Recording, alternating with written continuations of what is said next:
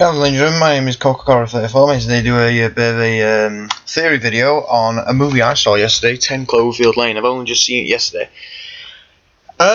So there will be spoilers. Overall, I thought it was a good movie. I'm still a bit on the ending. I mean, if you guys know what the ending is, well, I think you can relate to me, basically. But after watching the movie, it got me thinking.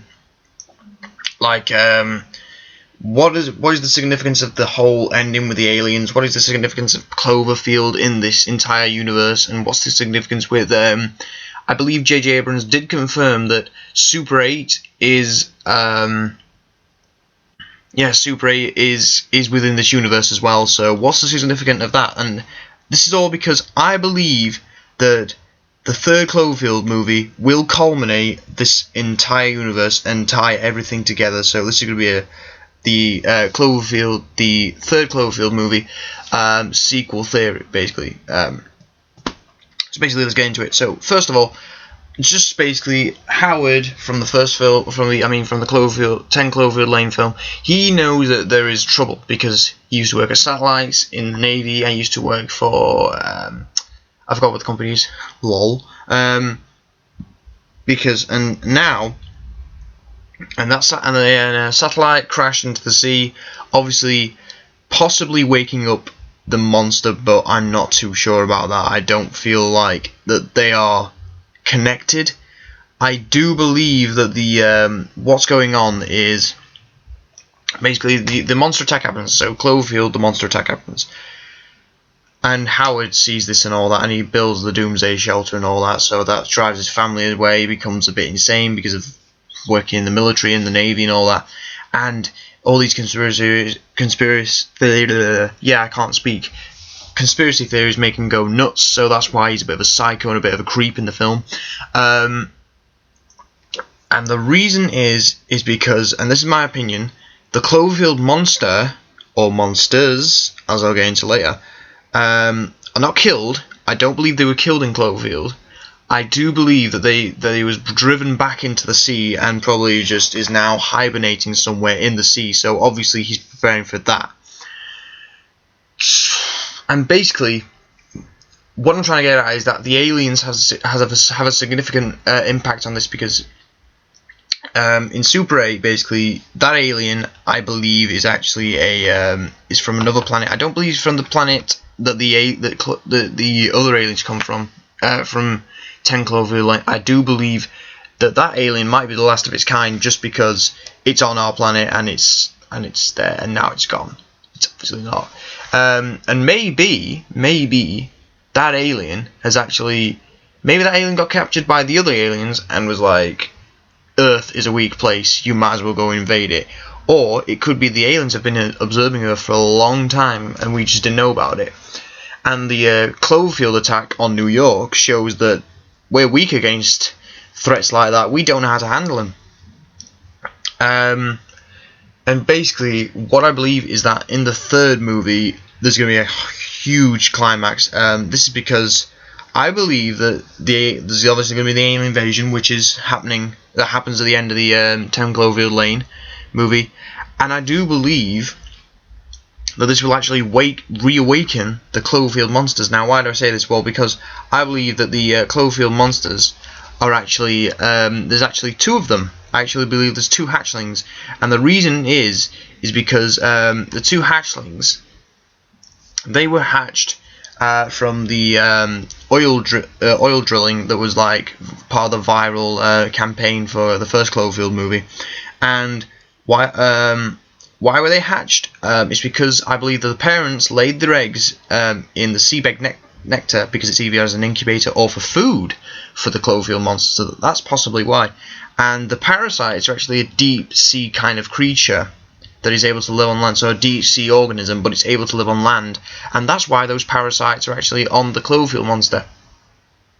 Now, after the whole attack, after the two siblings, obviously the one that attacks Hub, I believe that is a smaller individual. So it could be that there's actually dimorphism within the Cloverfield species. So the smaller individual might have been Might have been a male, might have been a female. The other one might have been a female or a male. It doesn't matter. It doesn't matter. It really doesn't matter. But I'm just pointing that out there. They could that could be it. So these could be brother and sister, or maybe just brothers or sisters or whatever. But I do believe that the hatchlings were then driven back into the sea. They weren't killed. I don't think they were killed. I mean, no, I don't think nuclear bombs could have killed them. But I do believe that New York in this universe is pretty fucked up. I do believe it's messed up because you're dropping nuclear bombs on a monster there, and it obviously didn't kill it, and obviously it might have slunk back into the sea after being, you know, driven back into the sea, maybe, you know, freaked out, and maybe it's like back where its nest was, and where the nest was, waiting for its parents. I think the parents in this universe are pretty much dead because maybe the sea wasn't good enough for them. Maybe something happened to them. Maybe I don't know. But people are saying, oh, the Cloverfield monster might be an alien.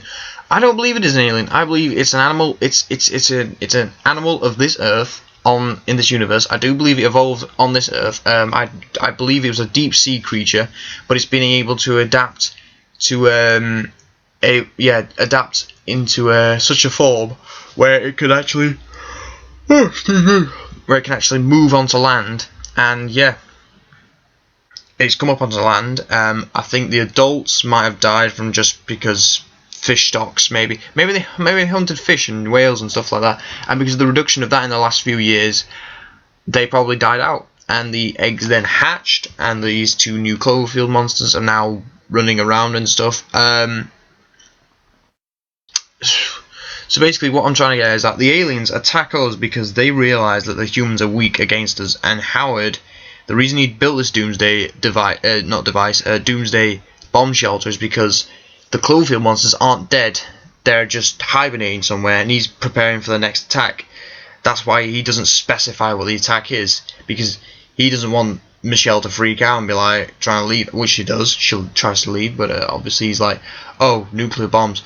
But the red flash is the aliens sending a weapon of mass destruction down to Earth, which Emmett sees.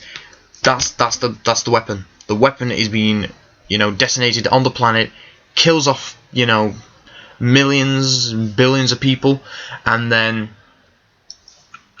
obviously that's that. And then it's scram sweeping, and that's where you see the big ship, the ship at the end.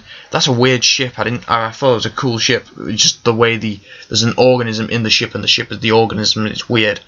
So yeah, I do believe that the Cloverfield monster, and what I'm getting at is, I believe in the third film, what's gonna happen is that the alien invasion is gonna be in full swing, obviously, and I believe that maybe this whole battle, this whole invasion, this war between humans and aliens is going to reawaken the Cloverfield monsters.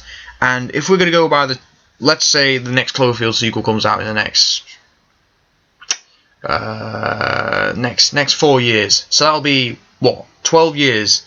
So the Cloverfield monsters will be 12 years old. So it could be that they could be huge, they could be monstrous, and I believe that the reason that these animals were attacking New York is not because they were attacking, but they were frightened, obviously, which is pretty much what J.J. Abrams has said. And then the one that kills Hub, it's a juvenile. It doesn't know what's food. It's testing out its environment. That's why it was slightly hesitant to attack Hub. But then when it did attack him, it just, you know, bit half him off, because these are juveniles. They're not adults. They don't know what is food, and they don't know what is food, so they're not going to jump in straight away. So that's the reason that those monsters were hesitant to attack and kill people. So I do believe that in the next Cloverfield movie, that the Cloverfield monsters will reawaken, and I'm not even kidding. I believe this. They're going to actually fight for the planet. They're gonna fight the alien. They're gonna fight against the aliens, and the reason is because as adults they're gonna establish territories, and these aliens are massive things. They're huge.